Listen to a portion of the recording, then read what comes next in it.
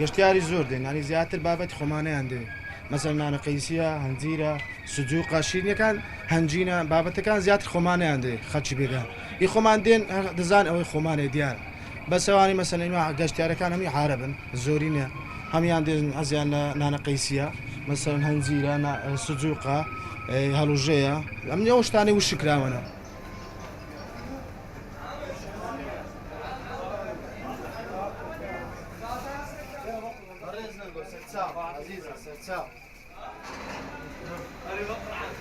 أول مرة بنزل على كردستان بصراحة فكان شيء ملفت للنظر إنه أسواق وعالم كتير في شيء ملفت للنظر هي حلوة أنا ما شفتها لسه مثلا أنا هناك عايش بألمانيا صار لي زمان مثلا بس في حلوة أنا ماني شايفها بحياتي أبدا ففي شيء ملفت للنظر خلاني أفوت مثلا أتذوق هالحلو اشتري منه مثلا وضل في شيء ذكرى جميلة إنه هون من كردستان.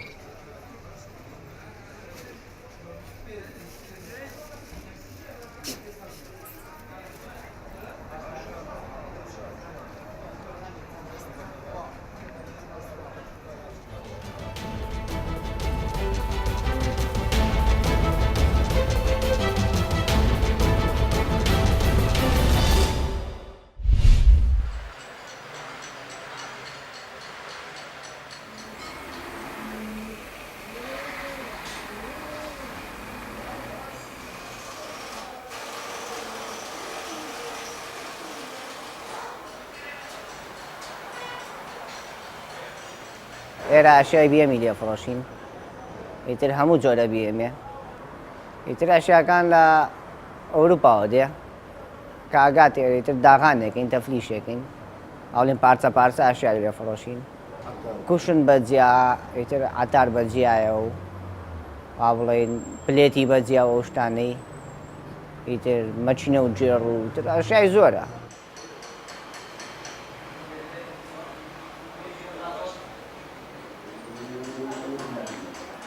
طبعا لە بازاری ساگانە دوو عەشایە توجاری و بیلادی ئەوەیە سیارەی بڕاوەیە ئەوروپیە دێ توجاری بە کەڵک نایە ئەمان عەشایەکی سینیە معادە ئەم عەشایە بیلادیە باشترە یعنی بڵێن هەرچەندە بڵێن کۆنشە بەس لە تازەکە باشترە.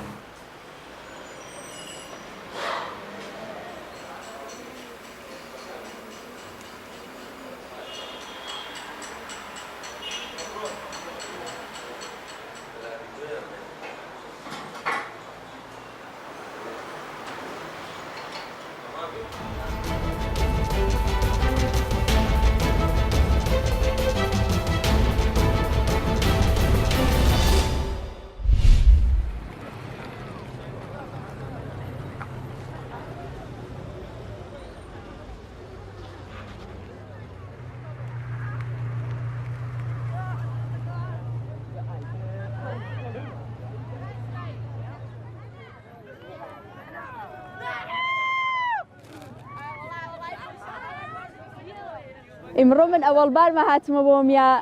ماڵمان لە قەلا حەسەنخانە بووە زۆر خۆشە و مردم کەیفی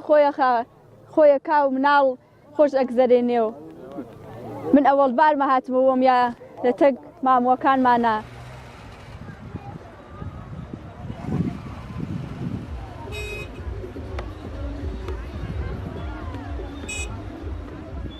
چەند ساڵە کە لە فرە ساڵۆکە مەردم تێن بۆ ئێرە بۆ خزخزانێ و بۆ شایی و بۆ خۆشی وەلێ من خۆم شاید بێژم 5 ساڵە بێ کە تێم ئەوەختە ئیمڕۆ جەوڵ نەفەر بووم کە خۆم هاتم خۆم دامدامە ڕەکۆردێکین خۆمە. ماڵمان ها لە مەریوانە ساکە مەریوانی تەکەم کوڕان ڕەفیقانمانە هەچی جمعە ئەمە کارمانە توی مانسەنووە یین بۆ ئەگراق خلیسکە و تەفریحەکەین بۆ خۆمان وەختوا هەز ئەکەوین بەم لا و بەو لا هەیەجانی زۆرە خۆشە.